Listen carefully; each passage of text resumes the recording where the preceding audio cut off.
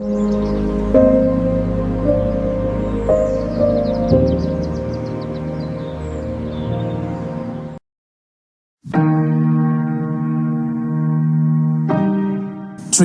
주는 대대에 우리의 거처가 되셨나이다. 산이 생기기 전 땅과 세계도 주께서 조성하시기 전 곧 영원부터 영원까지 주는 하나님이시니이다. 주께서 사람을 뒷글로 돌아가게 하시고 말씀하시기를 너희 인생들은 돌아가라 하셨사오니 주의 목전에는 천년이 지나간 어제 같으며 밤의 한순간 같을 뿐임이니이다.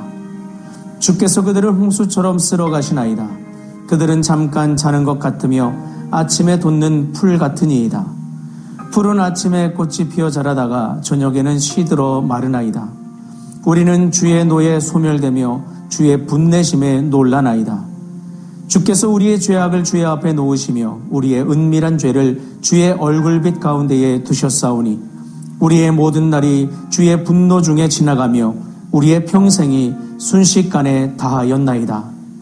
우리의 연수가 70이요 강건하면 80이라도 그 연수의 자랑은 수고와 슬픔뿐이요 신속히 가니 우리가 날아가나이다.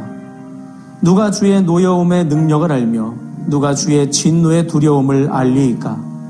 우리에게 우리 날 계수함을 가르치사 지혜로운 마음을 얻게 하소서. 여호와여 돌아오소서. 언제까지니이까? 주의 종들을 불쌍히 여기소서. 아침에 주의 인자하심이 우리를 만족하게 하사 우리를 일생 동안 즐겁고 기쁘게 하소서. 우리를 괴롭게 하신 날수대로와 우리가 화를 당한 연수대로 우리를 기쁘게 하소서. 주께서 행하신 일을 주의 종들에게 나타내시며 주의 영광을 그들의 자손에게 나타내소서.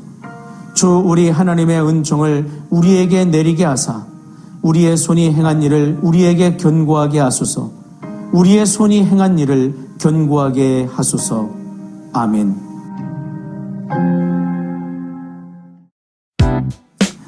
안녕하세요. 데이바이블 조용재 목사입니다. 어제까지 우리는 마태복음을 보았습니다. 그리고 오늘부터는 시편의 말씀을 살피면서 함께 은혜를 나누고자 합니다. 시편은 참 특별한 책입니다. 다른 성경의 많은 부분은 하나님께서 우리에게 말씀하시는 내용을 대다수 담고 있다면 시편은 하나님의 사람들이 하나님께 드린 말을 수록한 책이기 때문에 그렇습니다. 그래서 시편을 읽다 보면 마치 누군가의 기도 일기를 읽는 것처럼 느껴질 때가 많습니다. 기쁨도 있고 감사도 있고 찬양도 있습니다. 하지만 동시에 탄식도 있고 눈물도 있고 때로는 하나님께 묻는 질문도 있습니다.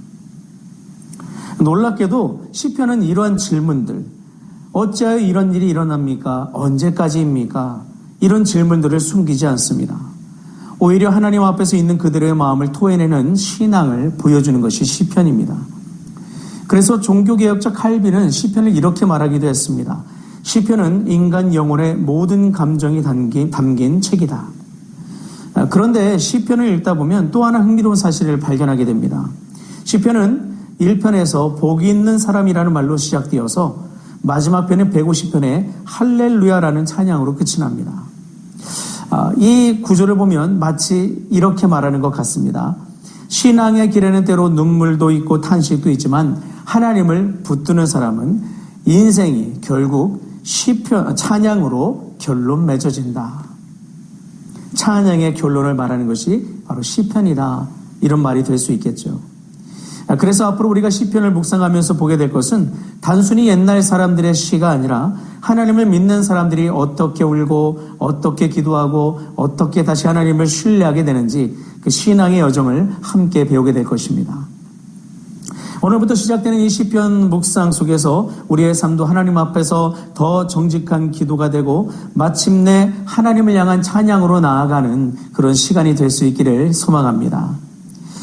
그런 측면에서 오늘 우리에게 주어진 본문 시편 90편을 우리가 마주하게 되는데요. 이 시편은 다른 시편들과 조금 다른 면을 보입니다. 많은 시편이 다윗의 시로 알려져 있지만 오늘 이 본문은 하나님의 사람 모세의 기도다라고 적혀 있는 것을 볼 수가 있습니다. 모세는 광야에서 이스라엘 백성과 함께 긴 세월을 걸어왔습니다. 그 여정 속에서 그는 인간의 연약함을 너무도 많이 보아왔죠. 불평과 원망, 하나님을 향한 반역, 그리고 그 결과로 광야에서 생을 마감한 수많은 사람들을 보았습니다. 그런 현실 속에서 모세는 인간이 어떤 존재인지, 그리고 하나님이 어떤 분이신지를 깊이 묵상하게 됩니다. 그리고 그 깨달음을 가지고 하나님께 기도합니다. 먼저 모세는 하나님이 어떤 분이신지를 오늘 이 시를 통해서 고백하죠. 1절에서 이렇게 말합니다. 주여, 주는 대대에 우리의 거처가 되셨나이다. 여기서 말하는 거처라는 말은 단순히 집을 의미하는 것이 아닙니다. 맹수가 덮칠 때 몸을 숨기는 피난처, 생명을 보존하는 안전한 은신처를 의미합니다. 광야는 위험이 가득한 곳이었습니다. 먹을 것도 부족하고 마실 것도 부족하며 언제 어디서 위험이 닥칠지 모르는 곳이 바로 광야였습니다. 그러나 그런 곳에서도 하나님은 이스라엘 백성을 지키셨고 또한 먹이셨고 입히셨습니다. 하나님은 그렇게 그들의 거처가 되시는 분이셨죠. 모세는 이어서 하나님이 어떤 분이신지를 고백합니다. 산이 생기기 전 땅과 세계도 주께서 조성하시기 전 곧 영원부터 영원까지 주는 하나님이시니이다. 하나님은 영원하신 분이십니다. 이렇게 고백을 하고 있죠. 세상이 존재하기 전부터 계셨고 지금도 계시며 앞으로도 계실 분이라고 모세는 선포하고 있습니다. 하나님에게는 천년이 지나간 어제와 같고 밤의 한순간과 같습니다. 하나님은 시간을 초월하시는 분이시며 역사를 주관하는 분이시기 때문이죠. 이렇게 영원하신 하나님 앞에서 모세는 인간이 어떤 존재인지를 바라봅니다. 10절을 볼까요? 우리의 연수가 70이요 강건하며 80이라도 그 연수의 자랑은 수고와 슬픔뿐이요 신속히 가니 우리가 날아가나이다. 인생을 살아갈 때는 우리의 삶이 계속될 것처럼 느껴질 때가 있습니다. 어떤 일이 잘 풀리면 마치 모든 것이 우리의 능력으로 이루어진 것처럼 여길 때도 있습니다. 그러나 모세는 인생을 하나님의 관점으로 바라봤어요. 아무리 길어 보여도 인생은 짧다는 것, 그리고 우리가 자랑하는 것처럼 우리의 능력으로 내가 대단한 사람인 것처럼 여겨질 때가 있다 할지라도 그조차도 하나님의 공급하심과 은혜가 깃들어서 된 것이라는 사실을 모세는 밝히고 있습니다. 그리고 모세는 인간의 유한함을 단순한 자연현상으로 보지 않습니다. 그는 이렇게 말하죠. 우리가 주의 노에 소멸되며 주의 분내심에 놀라나이다. 우리의 죄악을 주 앞에 두셨사오니. 인간의 유한함은 단순히 시간이 흘러들고 가는 문제가 아니라 죄 앞에 서 있는 인간의 현실을 보여준다고 모세는 그렇게 말하고 있습니다. 하나님은 사랑의 하나님이시지만 동시에 죄를 꿰뚫어 보시는 거룩하신 하나님이시라는 뜻이죠. 그래서 모세는 하나님 앞에서 간절히 기도를 드립니다. 여호와여 돌아오소서. 언제까지니이까 주의 종들을 불쌍히 여기소서. 모세는 하나님의 근본 속성인 사랑과 자비를 의지하며 긍휼을 구합니다. 이것은 자신의 연약함과 잘못을 인정하는 사람만이 드릴 수 있는 성경적인 기도가 되죠. 그리고 모세는 한 가지 중요한 기도를 더 드립니다. 11절입니다. 우리에게 우리날 계수함을 가르치사 지혜로운 마음을 얻게 하소서. 우리 나를 계수하게 하소서라는 말은 단순히 인생이 짧다는 사실을 깨닫게 해달라는 뜻이 아닙니다. 그것은 인생을 하나님 관점에서 바라보게 해달라는 간청인 것이죠. 우리가 얼마나 오래 살 것인가가 아니라 어떻게 살아야 하는지를 깨닫게 해달라는 기도인 것입니다. 이스라엘 백성이 광야에서 하나님께 반역했던 이유도 바로 여기에 있었습니다. 인생의 본질을 몰랐기 때문이죠.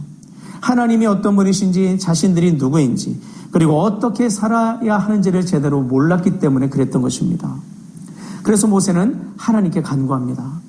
우리의 삶을 하나님의 관점에서 보게 하시고 지혜로운 마음을 달라고 간구합니다. 여기서 말하는 지혜는 단순한 지식이나 판단력이 아닙니다.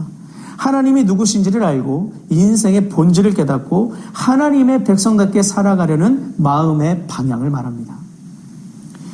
그러므로 오늘 우리는 이런 말씀을 통해서 우리의 삶에서도 이런 부분에 대해 생각할 수 있어야 됩니다. 우리는 예수 그리스도의 십자가 사랑으로 구원받아 하나님 나라의 자녀가 되었습니다. 그렇다면 이제 우리의 삶도 그 나라의 백성답게 살아가야 합니다. 우리의 인생은 우리의 것이 아니라 하나님의 손 안에 있는 인생이 되기 때문입니다. 그래서 오늘 우리도 모세처럼 기도해야 됩니다. 주님, 우리의 인생을 하나님 관점에서 바라보게 하소서. 우리에게 우리날 계수함을 가르치셔서 지혜로운 마음을 얻게 하소서. 여러분, 우리의 인생 길어 보여도 우리 인생은 유한합니다. 어떻게 보면 짧은 것이 우리의 인생입니다. 그러면 하나님께서 가르쳐 주신 대로 인생을 돌아볼 줄 알아야 되고 인생을 성경적으로 계산할 줄 알아야 됩니다. 삶의 지혜는 거기에서 나옵니다. 하나님을 알고 우리의 인생의 정체성을 알고 길을 발견할 수 있을 때 우리는 하나님 앞에서 겸손해지며 주님을 더욱이 신뢰하며 하나님께서 기뻐하시는 길을 찾게 되어 있습니다. 결국 그러한 삶을 통해서 우리는 하나님 앞에서 헛되지 않은 믿음의 길을 걸어갈 수 있게 되는 것이죠. 그러므로 오늘 주님의 역사하심을 간절히 구하시고 그분과 동행하심을 기뻐하시며 겸손하게 오늘도 우리가 마땅히 걸어야 될 믿음의 길을 추구하셔서 주님과 함께 동행하며 크신 은혜를 누리시는 복되는 날 될 수 있기를 주님의 이름으로 부탁을 드립니다. 기도하시겠습니다. 좋으신 하나님 감사합니다. 오늘 말씀을 통해서 우리 인생을 돌아보게 됩니다. 우리는 살다 보면 내가 인생의 주인 된 것 같고 내가 능력이 많아서 많은 것을 할 수 있는 것 같고 또한 내 모든 것이 잘 되어져 가서 하나님 도움 없어도 될 것 같은 느낌이 들 때도 있습니다. 또는 반대적으로 내 인생이 너무나 부족하고 연약해 보여서 다시는 무엇으로도 일어설 수 없을 것이라 그렇게 좌절하는 경우도 있을 수 있습니다. 그러나 우리의 삶은 주님께 달려 있습니다. 주님이시라면 모든 것이 가능합니다. 하나님은 통치자시요 주권자이시며 영원하신 아버지가 되십니다. 그분이 우리를 구원하셨고 우리를 주의 소유 삼으셨습니다. 우리의 삶이 그래서 주님께 있습니다. 이것을 기억함으로 어떤 상황에서도 주님을 신뢰하고 의지하고 모든 것을 주님께 아뢰고 의뢰하며 겸손함으로 낮아져 주의 길을 찾음으로 날마다 주와 함께 동행하는 지혜로운 인생을 살아가는 우리가 되게 하여 주옵소서. 그 지혜로 하루를 살며 하나님을 기쁘시게 그 은혜를 누리며 또한 전파하는 우리가 될 수 있도록 함께하여 주옵소서. 그 길을 걸어갈 수 있도록 우리를 도우시고 새롭고 변화되고 충만해지고 온전해지고 평강을 누릴 수 있도록 함께하여 주옵소서. 감사드리며 주 예수 그리스도의 이름으로 기도합니다. 아멘.